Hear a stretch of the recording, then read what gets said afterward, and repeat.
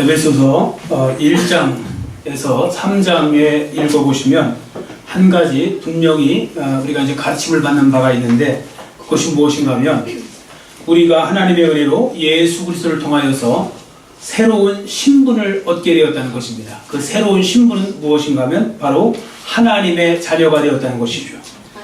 여러분과 제가 꽤 괜찮은 사람들입니다. 네, 괜찮은 줄 아세요? 괜찮은 사람이에요. 왜 그런가 하면 우리가 하나님의 은혜로 내가 지금 하나님의 자녀가 되었기 때문에 그렇죠. 그러니까 여러분도 이 사실을 꼭 깨달으시고 항상 기억하고 살아가시기를 바랍니다. 그러면 저절로요 행복해집니다. 행복해지는 거죠. 자, 옆 사람을 보고 같이 확신을 가지고 한번 따라해 주시기 바랍니다. 당신과 나는 하나님의 자녀입니다. 네, 꼭 믿으시기를 축원합니다. 이제 내가 하나님의 자녀임을 정말로 이제 확신하게 되었다면 이제부터 성도들이 해야 될 일이 있습니다. 그것이 무엇인가 하면 그 새로운 신분에 맞게 그 합당한 삶을 사는 것입니다. 하나님의 자녀가 되었으니까 하나님의 자녀다운 삶을 살라는 것이죠. 그러니까 성경은 반대예요. 우리가 생각할 때는 하나님의 자녀답게 살면 하나님의 자녀가 되게 해주시는 것이 아니라 먼저 하나님의 자녀로서 삼아주시고 하나님의 자녀답게 살 수 있도록 그렇게 만들어주신다는 것입니다. 1절 하반절을 보세요. 부르심을 받은 일에 합당하게 행하라. 부르심을 받은 일에 합당하게 행하는 삶을 살라는 것이죠. 여러분, 에베소서가 총 몇 장이죠? 6장입니다. 6장인데 1장에서 3장까지 보시면 교리적인 측면이 나오고요. 4장부터 6장에 보시면 실천적인 측면이 나옵니다. 그러니까 윤리적인 측면이 나오죠. 자, 그래서 여기에 보시면요, 여러분들 아시다시피 교리와 실천이 함께 갑니다. 바울의 다른 서신도 보면요, 이런 말씀이 있습니다. 바울의 다른 서신도 보면, 예를 들어서 로마서 같은 경우 보면 1장부터 11장까지, 로마서 1장부터 11장까지가 바로 교리에 대해서 나오고요. 그 다음에 12장부터 16장까지가 바로 실천에 대해서 나옵니다. 윤리적인 측면에서 나온다고요. 그래서 교리와 실천이 함께 가는 거예요. 자, 왜 이렇게 그럼 바울이 이런 식으로 기록했을까? 이것입니다. 신앙생활에 있어서 무엇을 믿어야 하느냐가 중요하듯이 함께 또 아울러 중요한 것은 어떻게 살아가야 하느냐도 함께 중요하다는 것입니다. 그 신앙인들이 자꾸 이걸 혼동하는 분들이 있어요. 어떤 분들은 교리만 중요하대요. 예수님은 누구시고 뭐 이렇게 믿어야 되고 저렇게 믿어야 되고 신론은 어떤 것이고 성경은 어떤 것이고 이렇게 이야기를 하는데 정작 삶에서는 빵점인 거예요. 예수 믿는 사람들이 전혀 윤리적이지 않은 거예요. 어떤 분은요, 예수 믿는 사람들이 윤리적으로 살아야 된다, 이렇게 살아야 된다, 도덕적으로 이렇게 살아야 된다 하지만 정작 예수님이 누구신지도 잘 몰라요. 그것도 빵점입니다. 여러분, 같이 가야 됩니다. 동전의 양면처럼 교리와 실천은 함께 가야 되는 것입니다. 그러니까 교리를 배우고 그 다음에 우리는 삶에서 하나님의 자녀답게 실천하는 것이 중요한 것이죠. 그러니까 한쪽만 강조하시면 안 됩니다. 그런 면에서 오늘 우리가 읽은 에베소서 4장 1절부터 보시면 이건 바로 그 실천, 예수 믿는 사람들이 어떻게 살 것인가 실천 부분을 이제 기록하고 있는데, 여기서 끝장까지 6장까지 보시면 그 부분이 나옵니다. 오늘 다 볼 수가 없으니까 한 가지 말씀에 초점을 두려고 하는데, 바로 교회의 하나됨을 위해서 그럼 성도들이 어떻게 살아야 올바른 삶이 되는가, 그 부분을 보도록 하겠습니다. 자, 그러기 위해서 여러분들이 먼저 아셔야 될 것은 교회가 하나됨을 추구해야 하는 공동체라는 것이죠. 여러분, 우리 아버지가 되신 하나님께서 교회 공동체가 하나됨을 원하신다는 사실을 결코 잊으시면 안 됩니다. 제가 결코라고 말씀드렸어요. 결코 잊으시면 안 됩니다. 특히 요즘과 같이 수많은 싸움과 분열이 일어나고 있는 한국 교회에서요, 신앙생활하는 성도들은 이 말씀 더 명심할 필요가 있습니다. 제가 개인적으로 볼 때 우리 한국교회에 지금 분열의 영이 지금 가장 강력하게 역사를 하고 있습니다. 한국교회를 마귀가 괴롭힐 때 역사하는 방법은 참 많은데, 그 중에 한 가지가 요즘에는 분열의 영이 너무 왕성하게 활동하고 있어요. 분열의 영이 들어가는 곳마다 지금 교회들이 분열이 일어나고 있습니다. 분열의 영이라는 것이 있죠. 자, 그래서 하나님의 마음을 아프게 하고 있는 것입니다. 여러분 한번 보세요. 부모가 자녀들과 이렇게 보면 부모의 생각과 자녀의 생각이 달라요. 그리고 형제들 간에는 옳고 그름을 더 많이 따져요. 형제들 간에는.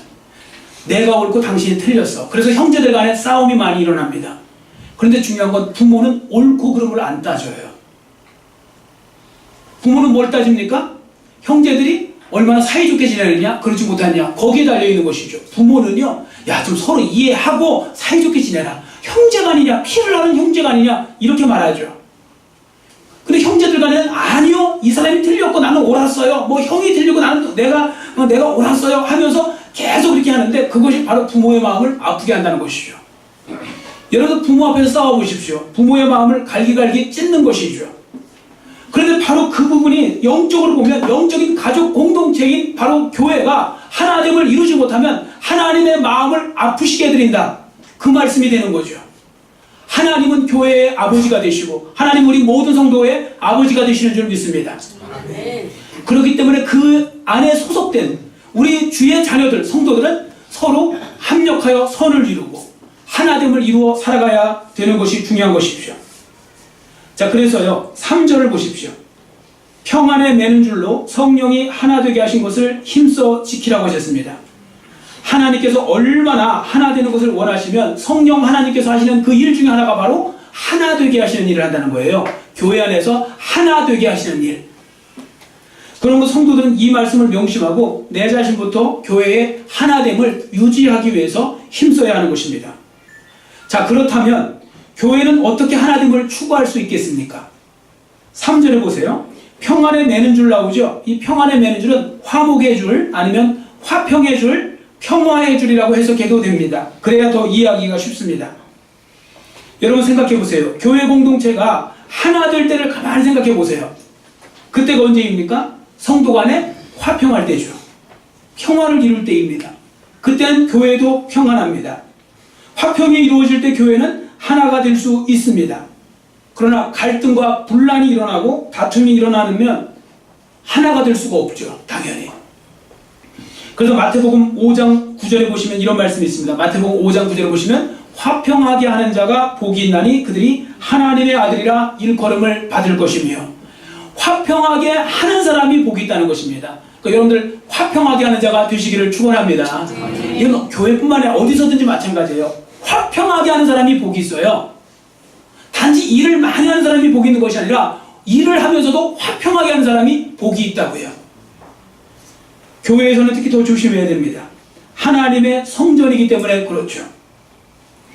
참고로 본문 3절 말씀해 보시면 주의해서 보아야 될 말씀이 있는데 평안에 매는 줄로 성령이 하나 되게 하신 것이라고 했죠.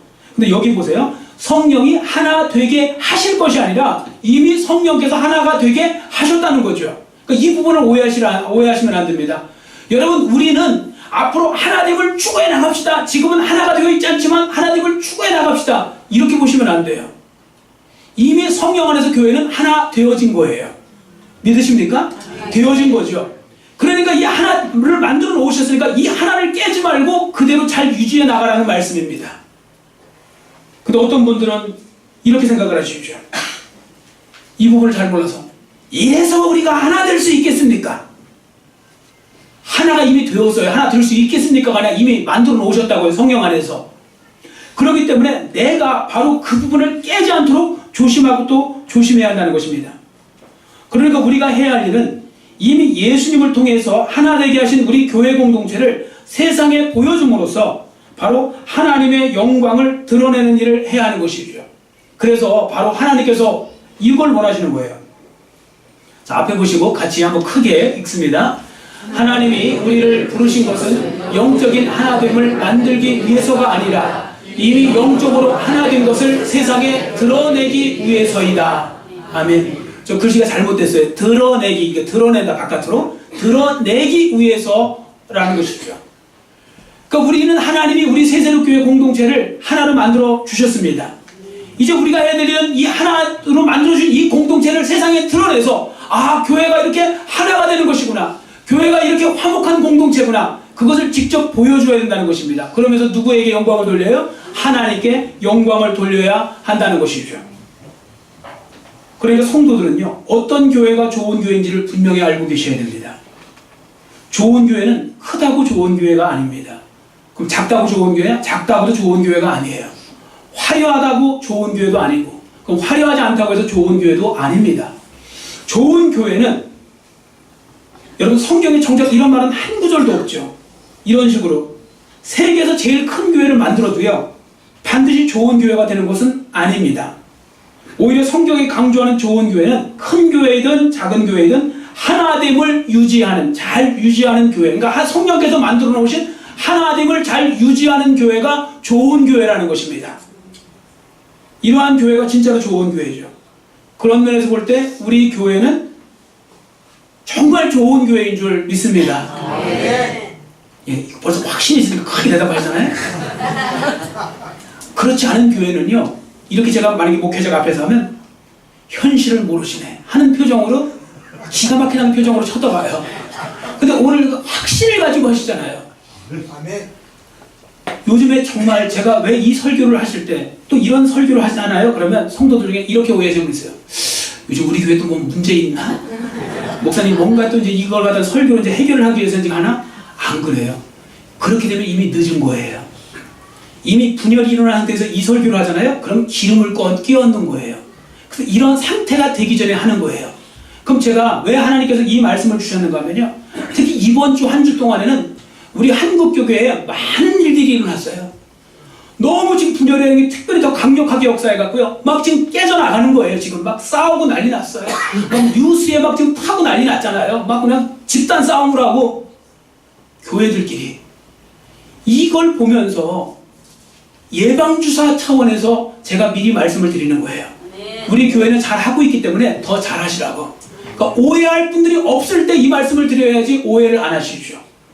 그래서 바로 우리 교회가 그런 부분에 있어서 제가 생각해보니까 우리가 뭘 엄청 잘해서 좋은 교회가 아니고 그냥 가만히 있어도 너무 못해주는 교회들이 많아갖고 저절로 이렇게 올라가더라고요, 값어치가. 그래서 어느 날 보니까 갑자기 좋은 교회가 돼 있는 거예요. 여러분 지금 그 사실을 알지 못하는 그 지금 많은 교회에 그 목회자나 아니면 거기 중직들 계속 붙어갖고 지금 하는 분들 정말 너무 안타깝죠. 좋은 교회가 뭔지를 모르는 거예요. 여러분 3절을 보세요. 하나 되게 하신 것을 힘써 지키라는 말씀이 있는데, 여기 보시면 힘써 지키라, 헬라어로 스푸다조네스라고 하는데, 이 단어가 얼마나 강력한 단어인가 하면요, 어떤 노력도 아끼지 말라는 거예요. 그걸 이루기 위해서 어떤 노력도 아끼지 말라. 모든 부지런을 다하라는 거예요. 모든 부지런을 다하라. 내 삶의 최우선을 여기에 두라는 단어가 바로 이 스푸다조네스라는 단어입니다. 근데 뭐에 목숨을 걸라는 거예요? 하나 되게 하신 거예요. 교회가 하나 되는 일을 이루기 위해서 거기에 목숨을 다하고 힘을 다하고 할 수 있는 역량을 다하라는 거예요. 힘을 다 거기다가 쏟아 부으라는 거죠. 그만큼 교회의 하나됨은 중요한 것입니다. 여러분 이 시간 우리는 자기 자신을 한번 이 말씀에 비추어서 겸손히 돌아볼 시간을 가져야 되겠습니다. 나는 가정에서나 직장에서 이웃과의 관계에서 화평을 유지하고 있는가? 결국 하나님을 난 추구하고 있는가? 교회는 어떤가? 우리 교회는 어떤가? 다른 교회는 어떤가? 그 부분 잘 살펴보셔야 됩니다. 여러분 저는요, 어떤 데를 보면 형제들끼리 막 이렇게 분란이 일어나고 형제의 난이 일어나는 걸 보면요, 여러분 누가 더 부러우세요? 형제의 난이 일어났어요. 재벌들끼리 막 서로 소송 걸고 형제의 난이 일어났어요. 그런데 또 어떤 사람들은 너무 가난해요. 그런데 너무 사이좋게 지내요. 어떤 게 더 좋아 보이세요? 어느 쪽이? 전자입니까? 후자입니까? 그래도 돈 많은 게 좋아요? 여러분 후자가 행복한 거예요. 여간 채소를 먹고서도 사이좋게 지내는 거. 바로 교회도 마찬가지 아닙니까? 교회도 사이좋게 지내고 하는 그런 부분들이 하나님이 그걸 기뻐하신다고요. 자, 그래서 여러분들이 이제 우리가 이 부분에 있어서 하나님을 추구하기 위해서 아셔야 될 것은, 사람이란 누구나 할 것 없이 다 연약하고 부족한 존재라는 거죠. 100% 자기 마음에 드는 사람 만나기 불가능합니다. 멀리서 보고 겉으로 볼 때는 다 좋아 보이는 것이지 그 속으로 들어가 보면요, 다 문제점이 생겨요. 그래서 여러분들 보세요. 이 가까이 있는 우면산조차도요, 멀리서 보면 얼마나 아름답습니까? 그러나 그 속에 들어가면 썩은 나무 이파리부터 시작해갖고 벌레부터 시작해서 들어온 거, 추한 거 다 보입니다. 그 속에 들어가 보면. 겉에서 볼 때 아름다운 거죠. 그래서 좀 멀리서 보라고 하는 이유가 그래서 그런 거 아닙니까? 그러나 항상 어떻게 또 멀리서만 볼 수 있습니까? 가까이서 살아야 되는 거죠. 그러다 보니까 실망도 하게 되고 상처도 받기도 하고 그런 것입니다. 뭐 연애할 때도 그런 거 아닙니까? 연애할 때는 뭐 그렇게 좋아 보이는데 결혼해서 막상 한 방에서 살다 보니까 아니잖아요. 이럴 줄 몰랐어 하는데 자기만 이럴 줄 모르는 게 아니라 상대편도 이럴 줄 모를걸요? 서로 이럴 줄 몰랐어. 그러니까 이럴 줄 몰랐죠. 당연히 안 살아보면 모르는 거죠. 가까이 가면 그렇게 되게 되어 있어요. 그래서 여러분들 그 실망 안 했다, 뭐 상처 안 받았다, 그러면 그 말이 안 되는 거죠. 여러분들도 아마 지금도 저랑 이제 벌써 이제 좀 시간이 벌써 저도 이제 6년째 하다 보면 그동안에 이제 많이 이제 저랑 하신 분들은 저 때문에 실망도 많이 하셨을 것이고 또 그 다음에 상처받는 분은 상처도 받고 그러다가 또 이제 용서도 하고 또 이해도 하고 그렇게 하면서 여기까지 관계가 유지되었을 것입니다. 물론 저한테 말씀을 안 하시고 혼자 상처받고 혼자 이해하고 그러셨을 확률이 더 높지만 그런데 그것은 왜 그런가 하면 저도 마찬가지예요. 서로 간에 마찬가지인 것입니다. 목사도 성도들을 보면서 때로는 상처도 받고 시험도 들고 그러다가 또 그래도 어떻게 해요? 이해하다가 보니까 이렇게까지 여기까지 오는 거죠. 그러면서 서로 그 부족한 부분을 알게 되는 것이고 그러면서 이렇게 이제 하나의 공동체를 만들어 가게 되는 것입니다. 근데 이런 부분들 생각 안 하면요. 뭐 이분은 이럴 줄 몰랐네 이러면서 나중에 보면 부닥치고 극단으로 달려가서 관계가 깨어지고 결국에는 단절이 일어나는 것이죠. 그러나 이 과정에서 거의 모든 사람들이 깨닫지 못하는 치명적인 이유 하나가 있습니다. 원인 한 일이 있는데 그것이 무엇인가 하면 다른 사람이 볼 때 나 자신도 실망투성이요 못마땅한 것 투성이요 이 사람은 안 그럴 줄 알았는데 별 수 없는 사람이군 소리를 들을 수 있다는 것이죠. 근데 왜 이걸 생각 못하느냐? 다 왕자병 공주병 걸려서 그래요. 여러분 왕자병 걸리셨어요? 공주병 걸리셨어요? 아니신 것 같죠? 되게 다 왕자병 공주병 걸려요. 아니라고 하는 분은 그분은 더 걸려서 그래요. 공주는 자기 진짜 공주인지 모를 때가 있어요. 여러분 왕자병 공주병 걸려요. 대부분의 사람들이. 저도 마찬가지예요. 제가 지금 설교하고 있는데 저 자신도 마찬가지라고요. 그래서요 나는 괜찮아 보이잖아요. 내가 한 건 다 괜찮아 보이지 않아요? 웬만한 건? 그리고 상대편이 나를 이해 못하면 왜 이해를 못해줄까 하잖아요. 근데 내가 상대편에 대해서는 왜 저럴까 하잖아요. 그게 공주병 걸리고 왕자병 걸려서 그래요. 여러분 다 마찬가지예요. 사람들이요 대부분 다 거기서 거기에요.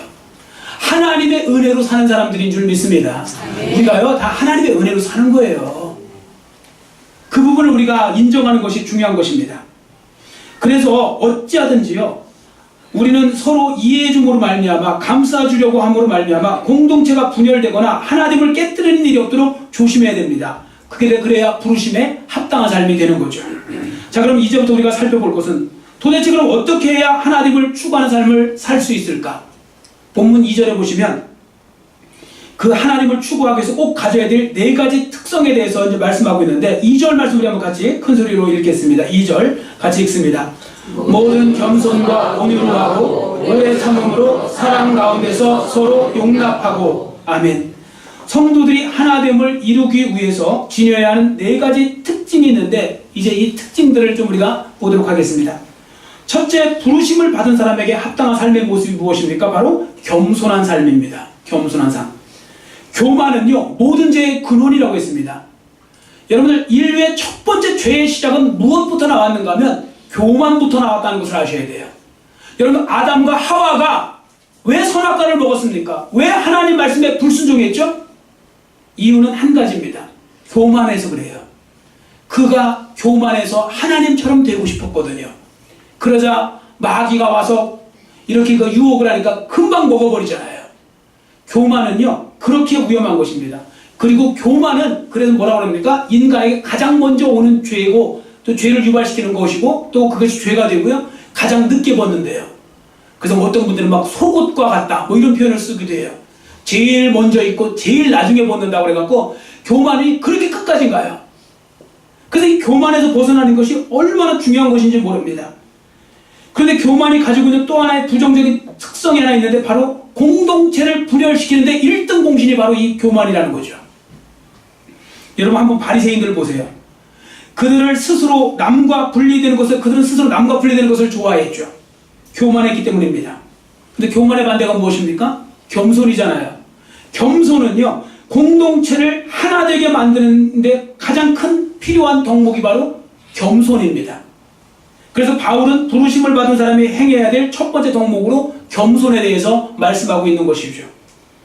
그래서 여러분들 아시다시피 어거스틴이 있죠. 성 어거스틴, 그 유명한 말 있지 않습니까? 여러분들도 많이 들어보셨을 거예요. 제자들이 왔습니다. 그 스승님, 그 기독교인으로서 가장 중요한 덕목이 무엇이라고 생각하십니까? 그랬더니 겸손이라고 그랬어요. 그럼 두 번째는 무엇입니까? 그랬더니 겸손이라고 그랬어요. 그럼 세 번째는 무엇입니까? 그랬더니 겸손이라고 그랬어요. 첫째도 겸손이요, 둘째도 겸손이요, 셋째도 겸손이다. 바로 교회 공동체가 겸손한 사람들로 가득 차면요, 분열이 일어날 일이 없어요. 겸손한 사람들끼리는 그 분열이 일어날 수가 없는 것이죠. 자, 잠언서 18장 12절 보세요. 앞에 보시고 같이 읽습니다. 사람의 마음의 교만은 멸망의 선봉이요 겸손은 존귀의 길잡이니라. 아멘. 요한복음 13장 14절에도 보시면 너희도 서로 발을 씻기라고 했습니다. 너희도 서로 발을 씻기라. 마태복음 11장 29절에 보시면 예수님이 말씀하시기를 나는 마음이 온유하고 겸손하니 그랬습니다. 즉 예수님의 겸손을 배워서 겸손하게 살아야 된다는 것이죠. 성도들이 겸손을 추구할 때 그래서 보다 더 쉽게 하나됨을 추구할 수 있는 것이죠. 그래서 겸손하여 서로 남을 자기보다 낮게 여기고 다툴 일이 그렇게 하면 다툴 일이 무엇이고 또 분란이 일어날 이유가 무엇이겠습니까? 저는 우리 교회 성도들이 겸손함으로 허리를 동이고 모두 겸손한 분들이 되시기를 소원하고 있습니다. 그렇게 되시기를 바랍니다. 저도 겸손해야 되고 여러분도 겸손하셔야 돼요. 가끔씩 무례한 분들이 있는데 그건 교만해서 무례한 거예요. 겸손하셔야 됩니다. 겸손하면 얼마든지 교회의 하나됨을 잘 유지할 수 있는 것이죠. 두 번째는요, 부르심을 받은 사람에게 합당한 삶의 모습은 온유한 삶이라는 것입니다. 무슨 삶이요? 온유한 삶. 겸손이 마음가짐의 문제라면요, 온유는 겸손으로부터 나온 행동이라고 보시면 돼요. 온유가 무엇이냐? 외적으로 자기의 힘을 내세우지 않는 겸손한 마음의 자세라고 이렇게 좀 정의를 합니다. 자, 온유. 어떤 통제 아래에 있는 능력이라는 뜻입니다. 그러니까 우리가 생각하는 온유랑 달라요. 여러분들 일반 온유한 사람 하면 무슨 생각해요? 부들부들한 사람 생각하잖아요. 아, 부드러운 사람. 아, 그 사람 참 온유한 것 같아, 성격이. 그게 온유한 게 아니에요. 성경에서 말하는 온유는 다릅니다. 성경에서 말하는 온유는요, 온유한 말을 가리킬 때 많이 사용돼요. 말. 타고 다니는 말이요. 여러분, 전쟁이 일어날 때 말은 철저하게 훈련시킨 말을 내보내는 것입니다. 로데오 경기하는 게 아니잖아요. 그냥 말이 지못대로 펄떡펄떡 뛰어다니고 그러면 어떻게 해요? 저쪽에서 막 공격해 오는데 막 또 도망가야 되는데 막 말이 앞으로 달려가면 어떡할 거예요? 그래서 말을 철저하게 훈련을 시킵니다. 철저하게 훈련을 시켜요, 말을. 자, 그때 철저하게 훈련시켜서 주인이 서라면 무슨 일이 있어서 서야 돼요, 말이. 달려! 그러면 무슨 일이 있어서 달려야 돼요. 이렇게 철저하게 어떤 환경이나 상황에 상관없이 주인의 말에 죽으면 죽으리라 하는 식으로 움직여지는 그 말을 가리켜서 온유한 말이라고 하는 거예요. 그래서 그 성경에 온유라는 말은 그런 의미에서 그런 표현을 쓰는 거죠. 자, 한번 예를 들어서 읽겠습니다. 민수기 12장 3절 말씀 같이 읽습니다. 이 사람 모세는 온유함이 지면의 모든 사람보다 더하더라. 아멘. 모세가요, 온유함이 지면에, 그러니까 그 당시 어떤 사람들보다 온유했다는 거죠. 근데 어떤 분이 그러시더라고요. 모세가 화도 내고 막 그러는데 뭐가 이렇게 온유합니까? 온유한지는 몰라도 지상에서 최고 온유했다고요? 그런 의미의 온유함이 아니기 때문에 저 표현을 쓴 것입니다. 모세는 하나님이 가라면 갔고, 서라면 섰고, 하라면 했고, 하지 말라면 무슨 일이 있어도 하지 않았다는 것이죠. 철저하게 하나님의 통제 아래서 자기의 힘을 사용한 거예요. 설령 힘이 있어도 하나님이 사용하지 말라면 안 사용하는 거예요. 하나님이 사용하라면 그 부분에서 힘을 사용하는 것입니다. 바로 그렇게 할 때 그 사람이 진짜 온유한 사람이 되는 것이죠. 자, 어떠십니까? 여러분들 온유하십니까? 이렇게 한 번도 또 대답하지 않으실 줄도 몰랐네요. 온유하신 분들로 가득 차기를 원합니다. 자꾸 훈련받는 게 그거예요. 내가 내 힘을 마음대로 사용하는 것이 아니에요. 온유한 사람은 하나님의 통제 속에서 자신의 힘을 절제할 줄 알고 조절할 줄 아는 사람입니다. 그런 면에서 볼 때요, 우리 교회는 온유한 분들이 생각보다 많아요. 객관적으로 볼 때 그래요. 객관적으로 볼 때. 다른 교회 같으면요, 제가 어떻게 아느냐면, 제가 이제 목사님들하고 이제 몇 번, 여러분들 이렇게 만날 거 아닙니까? 뭐 얘기하다가 제가 이제 목회하는 방식 같은 걸 이렇게 말씀을 드려요. 그럼 그분들이 갑자기 깜짝깜짝 놀라실 때가 있어요. 뭐 이래요. 왜 그러십니까? 아니, 그렇게 하고서도 어떻게 살아남느냐. 뭐 그냥 살벌한 표현을 써요. 왜 그게 뭐가 문제가 됩니까? 그랬더니, 우리 교회에서 그렇게 설교했다가는 문제가 당장 생겨난다는 거예요. 그러니까 힘은 있는데 절제가 안 된 분들이 견디지를 못하는 거예요. 그래서 끝나면 바로 와서 이제 그냥 막 붙는 거예요. 1차 설교하고 2차 토론하고 3차에서 싸우고 막 이러면서 그렇게 하면서 이제 그냥 하루를 보내는 거예요.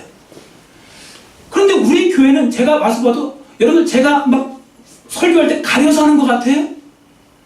거의 안 가리는 것 같지 않아요? 막 원석처럼 막 나오지 않아요? 막 그런데도 그게 감당되는 이유는 그걸 막기 시작하면 제가 못했겠죠. 벌써 그렇게 오랜 시간이 지났으니까. 근데 그걸 안 막으니까 된 거거든요. 안 막았다는 이야기는 그만큼 겸손한 사람들로 차 있다. 그 말씀이 되는 것입니다. 어떤 분은 그러세요. 나래도 막아야 된다. 그러니까 내 힘 정도 돼야 목사를 막을 수 있다. 이렇게 생각하시는 분이 있는데 여러분 그분 크게 착각하시는 거예요. 목사는 다 막을 수 있어요. 여러분 그런 이름 들어보셨어요? 옛날에 그대 연약한 자의 이름이요 뭐 여자요 그거 아니에요. 제가 보니까 그대 연약한 자의 이름이요 목사예요. 목사라는 직분은요 성도들이 알아서 존경해주고 알아서 영적으로 그냥 이렇게 높여주고 섬겨주고 할 때 목사가 되는 것이죠. 누구든지 막장 드라마 하듯이 뭐 당신 나야 그러면서 싸워보자고서 가서 멱살 잡잖아요. 그럼 목사 같이 멱살 잡고 흔들고 있습니까? 그럴 수 없잖아요. 지게 돼 있어요. 누가 달래도 그러니까 그분만 목사를 잡을 수 있는 것이 아니라 심지어 청년들이 20살 먹은 청년이 와서 잡아도 목사는 지게 돼 있어요. 목사는 져주면 다 줘야 돼요. 그러나 그렇게 되지 않는 이유는 바로 뭐냐? 성도들이 알아서 높여주고 알아서 섬겨주고 존중해주고 인정해주기 때문에 바로 목사가 목사로서의 직무를 감당할 수 있게 되는 것이죠. 그런 면에서 볼 때 우리 교회가 바로 그런 부분에 있어서 지금까지 잘 해오셨다는 거죠. 더군다나 이제 목사가 지난번에도 제가 말씀드렸지만 연소하잖아요. 어떻게 보면 제가 지금도 아직도 담임 목사 중에서는 제가 나이가 어려요. 강남도에 가면요 목사 중에 제가 제 밑으로 2명밖에 없어요. 담임 목사가. 근데 저는 38부터 제가 담임 목회를 했기 때문에 그 담임 목사 경력은 그렇게 있지만 그러나 중요한 것은 어려요. 어리면 사람들이 잘못하면 무시하기가 쉬워요. 그래서 그 사도 바울도 디모데에게 그랬죠. 사람들이 너의 연소함을 업신여기게 하지 말라. 그렇게 하는 것처럼. 근데 그건 본인만 잘한다고 되는 게 아니에요. 성도를 잘 만나야 돼요. 성도들이 알아서 높여줘야 돼요. 알아서 힘을 사용하지 않아야 돼요. 저는 부디 원하기를 저한테 힘을 사용하지 않으시기를 축원합니다. 저한테 힘을 사용하시면 안 돼요. 저한테 힘을 사용하시면 제가 방법이 없어요. 누구든지 달려서 저와 이기려면 이길 수 있어요. 그 힘을 다른 데 사용하세요. 그리고 목회자도 마찬가지입니다. 설교권을 갖고 있다고 해서 설교를 통하여 남을 공격한다든지 자꾸 뭔가 한다는 그런 거라면 그건 정말 하나님 앞에 심판받을 죄예요. 그렇기 때문에 저도 그걸 하지 않으려고 노력을 해요. 때로는 그렇게 해도 저거 놔두고 하시는 말씀이지 하고 그렇게 오해하는 경우는 있어도 저도 그 부분은 조심해요. 하여튼 서로 중요한 건 절제된 힘을 가지고 사용할 때 사용해야 되는 거예요. 지금 한국교회 지금 많은 교회들이 왜 치고받고 싸우는지 아십니까? 지금 제가 보니까 어떤 교회는 벌써 제가 미국 가기 전부터 일난 교회가 지금까지 일이 났는데 지금까지 그래서 성도가 10분의 1만 남았어요. 근데 지금도 싸워요. 지금도 소송 걸어요. 변호사만 좋은 일 시켜요. 계속 갖다가 주는 거예요. 교인들 헌금 걷어가고 계속 변호사 가서 수임료만 내고 있는 거예요. 그러면서도 지금 서로 옳대요. 근데 왜 안 그만두니까 이제 번전 생각을 해서 못 그만두겠대요. 어차피 이제 한 주 끝을 내봐야지. 안 끝나요? 제가 볼 때는 마지막에 둘이 남고 둘이 이제 나중에 이제 헤어지고 끝날걸요? 그게 바로 힘을 잘못 사용해서 그렇습니다. 지금 한국교회가 문제가 되는 건 목회자든 중직분들이든 바로 힘을 지금 잘못 사용하고 있어요. 힘을 과시하면 안 됩니다. 교회에서는 겸손으로 허리를 동여야 될 줄 믿습니다. 겸손으로 허리를 동여서 여러분들 그렇게 섬겨 나가셔야 되죠. 세 번째, 부르심을 받은 사람에게 합당한 삶의 모습은 오래 참는 삶입니다. 오래 참음은 성질이 급하지 않는 느긋한 상태다 이렇게 표현하지만 더 적극적인 의미로 보셔야 돼요. 그것은 바로 무엇인가 하면 단지 느긋한 상태로 기다리는 것이 아니라 자기를 억제하면서 적극적으로 오래 참는 거예요. 하나님을 위해서 꼭 필요한 거 바로 오래 참는 거죠. 가정이나 직장이나 사회나 교회에서 일어나는 일을 보시면 하나님이 깨지는 이유 중에 하나가 바로 무엇인가 하면 오래 참지 못해서 그래요. 부부 사이에도 제일 중요한 거 오래 참는 것입니다. 교회에서도 중요한 거 바로 하나님을 위해서 오래 참아야 됩니다. 그래서 고린도전서 13장 4절에 보시면 사랑장이잖아요. 거기 사랑에 보면 사랑이 뭡니까? 사랑은 언제나 제일 먼저 나오는 게 뭐예요? 사랑은 언제나 오래 참고죠. 사랑은 뜨거운 거 뭐 이런 거 없어요. 오히려 오래 참고 온유하며 시기하지 않으며 뭐 이렇게 자랑하지 아니하며 이게 사랑이라고요. 뜨거운 거, 화끈한 거 그게 뭘 사랑이에요? 그건 동물적 사랑이죠. 진짜 이성적 사랑이요 그리스도의 사랑은 바로 오래 참는 거예요. 사랑하면 오래 참아야 됩니다. 여러분 저에 대해서 저를 주 안에서 사랑하시면 그것도 한번 여쭤볼까? 그래서 또 시험 드는 거 아니에요 내가? 자, 주 안에서 여러분 저를 사랑하십니까? 아직 유효하세요? 네, 그러면 오래 참으셔야 돼요. 저도 제가 주 안에서 성도들을 사랑하기 때문에 오래 참아야 됩니다. 성도들과 성도들 간에도 사랑하면 오래 참으셔야 돼요. 오래 참으면 반드시 다 잘 되게 되어 있습니다. 왜 오래 참아야 됩니까? 세상에 단 한 사람도 완전한 사람이 없기 때문에 그렇습니다. 성도들은 그래서 그 사람이 하나님의 말씀을 깨달아 돌아올 때까지 오래 참고 기다려 주어야 되는 것이죠. 실수를 해도 참아주고 또 참아주고 해야 하는 것입니다. 또 참다가 보면 참아지더라고요. 그 참다가 보면 참아지고 또 그러다 보면 어느 날 그 사람이 전혀 다른 모습으로 바뀌어 있는 경우도 있어요. 많은 경우는 아니지만 그런 경우를 제가 이따금씩 봅니다. 그래서 이래서 참아야 되는 거구나 그런 것을 깨닫게 되는 것이죠. 근데 성도들이 이렇게 못하는 이유는 말과 생각이 달라서 그래요. 자, 여러분 보세요. 여러분 우리 안에 지금 우리 세세로의 식구들이 세세로교회 식구들이 하나의 영적인 가족이라고 여러분들 그렇게 정말 믿으십니까? 정말 가족이라고 믿으면 참아야 되잖아요. 부모님들 아무리 자녀들 혼내키고 뭐해도 그래도 참는 거예요. 부모가 안 참아서요 그 자녀들이 부모 앞에 살아남을 사람이 없어요.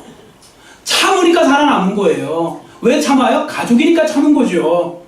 우리 교회도 서로 그렇게 해야 됩니다. 여러분 힘들고 어려워도 그렇게 해야 됩니다. 그래서 서로 참고 참아주는 거죠. 참아줄 때 바로 그 사람이 바로 온유한 사람이 정말 되는 것이죠. 그러니까 우리 교회에 이런 부분들이 넘쳐나야 됩니다. 왜 그런가 하면 당장 여러분 앞에 서 있는 이 목사 저부터도 불완전하기 때문에 그래요. 여러분들 제가 완전해 보이신다는 분 하나도 지금 그런 표정 짓고 있는 분은 없잖아요. 저는 불완전하고 저는 부족한 사람입니다. 저는 분명히 이 교회에 와서 말씀드렸어요. 처음부터 부족했다고 그랬고 중간에도 제가 부족했다고 그랬고 또 언젠가 또 부족했다고 그랬고 지금도 다시 말씀드립니다. 지금도 부족한 사람입니다. 앞으로도 부족할 거예요. 그렇게 부족한 사람이에요. 그렇기 때문에 참아주어야 되는 것이고 그렇게 여러분들 기도해 줘야 되는 것이고 그렇게 잘 돌아올 수 있도록 여러분들이 서로 그렇게 기도해 주고 격려해 주는 것이 중요한 것입니다. 성도분들도 마찬가지예요. 저도 어느 날 보면 제가 성격이 A형 다혈질이다 보니까 저도 순간순간 욱욱할 때가 있어요. 아이고 저걸 신앙생활이라고 하시는가? 아니면 저걸 직분이라고 감당하고 있는 건가? 막 순간 욱욱할 때가 있어요. 그러나 참아요. 왜? 하나님이 저한테 맡겨주신 가족이니까. 그래도 바꿔주시겠지. 하나님은 더 답답하시겠지 나보다. 내 일이 아니고 하나님의 일이니까. 그러한 마음을 가지고 제가 그렇게 견딥니다. 근데 또 그렇게 하다 보면 어느 날 또 그분이 또 좋아지기도 하고 그래요. 그래서요 어떤 때는 막 제가 막 이 설교 시간에 올라와서 막 정말 저도 하고 싶을 때가 있어요. 이제 설교 시간이 아니라 이제 광고 시간이라도. 근데 그러다가도 한 번도 참아요. 왜 참느냐? 참으면 복이 오겠지. 참으면 잘 되겠지. 하고서 하는데 그렇게 하다가 보니까 살아가는 거예요. 그렇게 사는 거예요. 서로 부족해서 그래요. 그러니까 이 부분은 어쩔 수가 없어요. 주님 오시는 그날까지 나도 부족하고 남도 부족하니까 다 그렇게 서로 이해하면서 가는 것입니다. 자, 그렇게 이해하시면서 가시기를 축원합니다. 근데 많은 분들이 거꾸로 살아요. 나는 안 부족한 줄 아니까 문제가 자꾸 생기는 거예요. 그 남들을 보면 그 객관적인 입장에서 볼 때는 참 안타까운 것이 A라는 사람하고 B라는 사람이 막 하는데 B라는 사람이 A라는 사람을 막 공격하는데 제가 볼 때는 B라는 분도 똑같은데 그리고 그걸 구경하고 있는 저도 똑같은데 근데 왜 이걸 모르실까? 왜 이 중요한 사실을 모를까? 서로 부족합니다. 이해해 주시기를 바랍니다. 서로 이해하시고 보듬으셔야 됩니다. 그래야 교회가 하나됨을 이룰 수 있는 것이지. 여기는요 무슨 뭐 강제성이 하나도 없잖아요. 교회라는 것은. 교회에 무슨 강제성이 있습니까? 어떤 분 직장 생활하듯이 하면 안 돼요. 직장은 월급을 주는 월급이란 무기가 있잖아요. 안 주면 월급을 안 주면 되는 거지만 교회는 그렇지 못해요. 교회는 월급을 주는 게 아니잖아요. 교회는 거꾸로 여러분들이 와서 헌금을 하고 여러분들이 알아서 봉사하고 하니까 스스로 조심하지 않으면 누구도 내 싫은 소리를 듣고 싶어하는 사람은 없어요. 교회에. 그걸 자꾸 오해하시면 안 돼요. 그렇게 해서 누구든지 내 그 싫은 소리를 듣고 싶어하는 사람은 교회에 없다니까요. 심지어 요즘에 목사조차도요. 어떤 이렇게 좀 싫은 소리 조금 이렇게 좀 불편한 소리 하면요. 바로 그냥 이렇게 힘들어 하시는 분들이 있어요. 그만큼 싫어해요. 근데 제가 그걸 이해한다니까요. 저도 싫은 소리 들으면 듣기 싫어요. 그래서 제가 자꾸 바꾸는 거예요. 어떻게 바꾸는지 아세요? 여러분 사랑하세요. 이게 나요? 왜 사랑을 못합니까? 이게 나요. 여러분 딱 들으셨어요? 자 1번 2번 예. 긍정적으로 말하시잖아요. 가족들 사랑하세요. 사랑합시다. 할렐루야 사랑합시다. 이렇게 하시는데 사랑을 그따위밖에 못합니까? 뭐 이러면서 그런 식으로 하면 오히려 부작용만 생겨요. 말이라는 게 아다르고 어다르던데요. 말하기가 나름인 거예요. 그래서 말을 긍정적으로 하는 게 중요해요. 바로 그 부분들 여러분들 또 잘 아시고 좀 행하시면 되겠고, 그 끝으로 한 가지 더 말씀드리고 싶은 것은 사랑 가운데서 그래서 서로 용납하라는 말씀이 나오죠. 서로 용납하세요. 자, 여러분들 혹시 지금 저를 이제 제 말씀 들으면서 한번 생각을 하세요. 머릿속에 내가 지금 미운 사람 떠올리세요. 자, 떠올리셨어요? 대답을 하시면 안 되겠죠. 그죠? 이게 떠올리신 다음에 자, 이제 그 사람을 주의 말씀에 순종하여서 용납하시기를 바랍니다. 예, 용납하세요. 그러면 주님의 복이 임하게 될 줄 믿습니다. 복은요 다른 거 없어요. 하나님 말씀대로 살면 복을 받는 거예요. 하나님이 용납하라면 오늘 용납하면 되는 거예요. 그래도 용납 못합니다 그러시면 안 돼요. 용납하세요. 그러면 바로 그 사람에게 하나님이 은혜를 주시는 것입니다. 이처럼 부르심을 받은 일에 합당하게 사는 사람의 4가지 특징을 우리가 보았죠. 겸손한 삶, 온유한 삶, 오래 참는 삶, 사랑 가운데 서로 용납하는 삶을 살 때 이렇게 살면 가정도 행복하게 되고요. 교회도 행복하게 될 줄 믿습니다. 그래서 우리 교회가요, 이 말씀대로 순종하여서 우리 교회가 하나 좀 목적을 하나 가졌으면 좋겠어요. 그 목적이 바로 뭐냐면 우리 대한민국 한국 교회에서 가장 하나됨을 잘 이루는 교회가 되기를 소원합니다. 이건 금방 될 수 있는 거예요. 언제부터 할 수 있는지 아세요? 지금부터 할 수 있어요. 지금. 가장 좋은 교회지만 더 좋은 교회로 만들어가게 려면 지금부터 하면 돼요. 가장 큰 교회는 만들려면 시간이 걸리지만 가장 좋은 교회, 가장 하나님을 이루는 좋은 교회는 지금 당장 만들 수 있어요. 자, 오늘부터 만들기를 축원합니다. 그리고 그렇게 하세요. 그래서 끝나고 나서 벌써 이제 여러분들 말투가 달라지셔야 돼요. 용어가 달라지셔야 돼요. 식사하시면서도 이제 그 용어가 달라지셔야 돼요. 다 따라하세요. 부드럽게, 순하게. 부드럽고 순하게 해서 참 아름답게 해서 정말 올해 우리가 교회가 가장 아름다운 교회로 그렇게 세워지는 은혜가 함께 하시기를 간절히 빌고 원합니다. 기도하겠습니다.